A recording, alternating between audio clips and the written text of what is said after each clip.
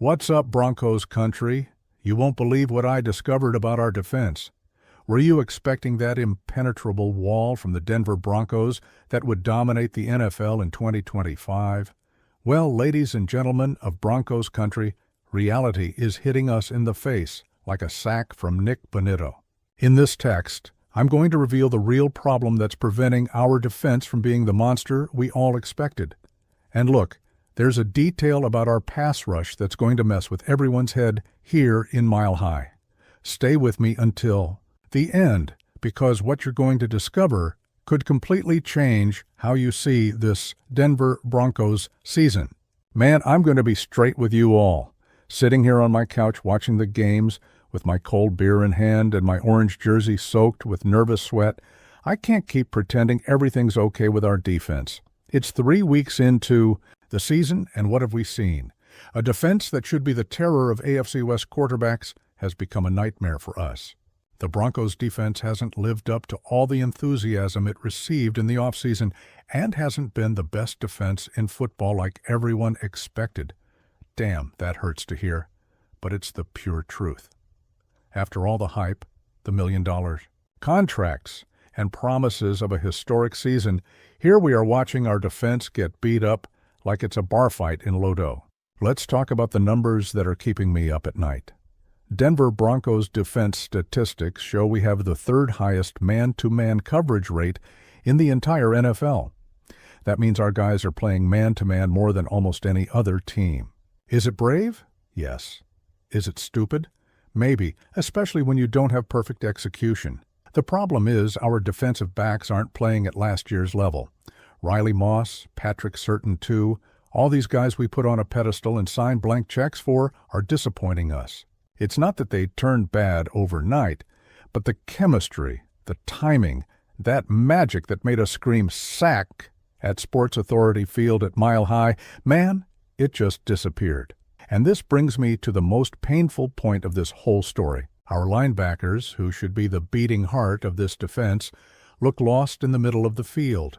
Jonathan Cooper should be destroying offensive lines like a hurricane in Kansas, but instead, he's being more predictable than I-25 traffic during rush hour. Here's the secret. Nobody wants to admit. The elephant in the room that everyone in Broncos country is pretending doesn't exist.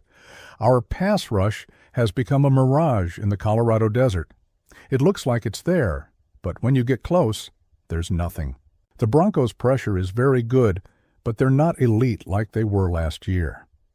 That sentence should be tattooed on every Denver Broncos fan's forehead because that's exactly what's happening.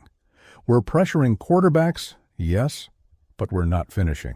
It's like punching a knife point. It hurts, but it doesn't solve anything. The numbers don't lie, people. Denver has the second-best pressure percentage in the league. Sounds incredible, right? But then you look at our conversion rate from pressure to sacks, and poof, 12th place in the NFL.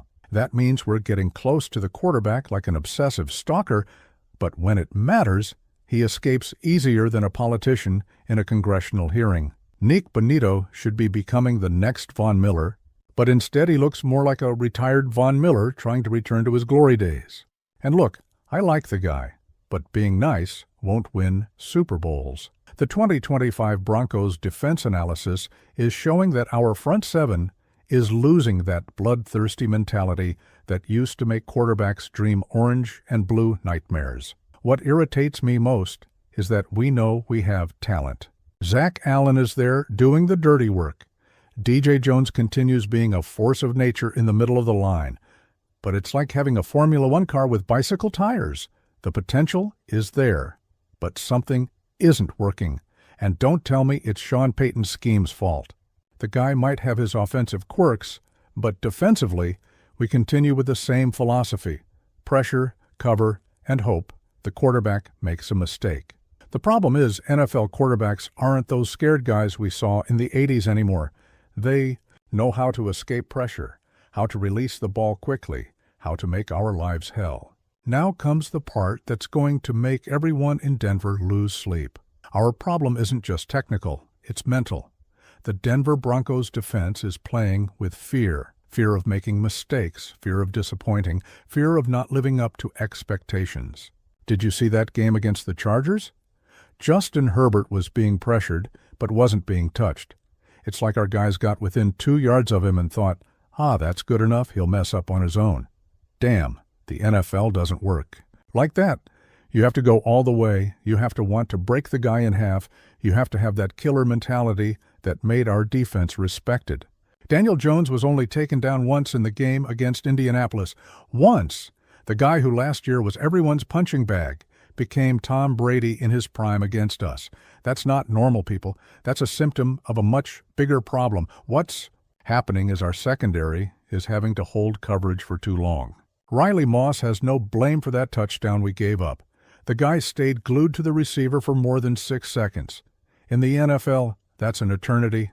It's like asking someone to hold a wild bull with just bare hands. And here's the insight that hit me like lightning during the game. Our defense is playing. It's afraid of being humiliated again. Remember that 70-20 loss to Miami? That scar is still there, still haunting our guys.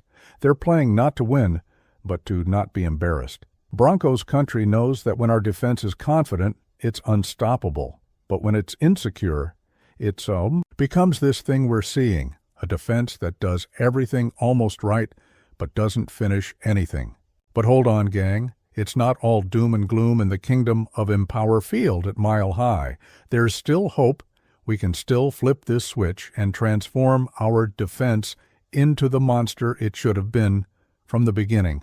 First thing, our coaches need to stop reinventing the wheel and get back to basics. The Denver Broncos coaching staff needs to simplify things. Less fancy schemes, more fundamental execution. Patrick Surtain, too, doesn't need genius plays to dominate receivers. He just needs his usual confidence. Second thing, Nick Bonito and Jonathan Cooper need to understand that pass rusher isn't a job for polite people. It's a job for violent people, for people who want to destroy the quarterback. There's no point in approaching politely and asking, "Excuse me, may I tackle you?" You have to approach like your life depends on it. And here's my boldest prediction. For the rest of the season, when our defense clicks, when these guys stop overthinking and go back to playing on instinct, the entire AFC West will tremble. Kansas City Chiefs might have Mahomes, but when our defense is in search and destroy mode, not even he escapes. The problem with the Denver Broncos defense strategy isn't lack of talent, it's lack of killer instinct. And that, my friends, can be recovered. It might take a few weeks, it might take some tough games, but when it comes back, oh boy, it's going to be beautiful to watch. Looking ahead, I still believe this defense can be special. The Denver Broncos 2025 season predictions I'm making here aren't based just on blind fan optimism. They're based on what I know these guys are capable of when they have their heads in the right place. DJ Jones continues being an animal in the middle of the line. Zach Allen is doing his job without much fanfare, but consistently. And when our pass rush starts converting these pressures into sacks, everything will change. The secondary isn't lost either. Patrick Surtain, too, continues being one of the best cornerbacks in the league, even if he's not at his best right now. Riley Moss has plenty of talent. He just needs to regain confidence. And our safeties, man, when they stop overthinking and start playing on instinct, they're dangerous as hell. What gives me the most hope is knowing that this frustration we're feeling, these guys are feeling it too. Nobody wants to be remembered as the defense that wasted a promising season. Nobody wants to be the weak link in a season that should be special. And look, the Denver Broncos 2025 schedule still has games that could be defining for us. We have matchups with teams that could be perfect for our defense to regain confidence, find rhythm, and go back to being the terror it always was. At the end of the day, people, being a Denver Broncos fan has always been about this: taking the hits, enduring disappointments, but never losing faith that our team can be great. This defense will find its way. I'm sure of it, not because I'm overly optimistic or because I wear rose-colored glasses, but because I know this franchise, I know this city, I know the DNA of the Denver Broncos. When things get tough, when backs are against the wall, That's when the best of this organization shows up. Our defense might not be dominating now, but it will come back. And when it does, you'll remember this conversation and say, damn, the guy was right. Because deep down, we all know this defense has everything to be special. It just needs to stop being afraid of being special. Broncos country, let's ride. So Broncos country people, what do you think of this analysis? Do you agree that our defense is playing with fear? Do you think we can still flip the switch this season? Leave your opinions, craziest theories, and everything you're thinking about this situation in the comments. And don't forget to like this content if you agree that our defense can indeed go back to being dominant. Share it with all friends who are also suffering through this situation. Suffering alone isn't fun. Let's suffer together. Until the next analysis, where we'll find out if our defense managed to find its lost aggressiveness. And as always, go Broncos!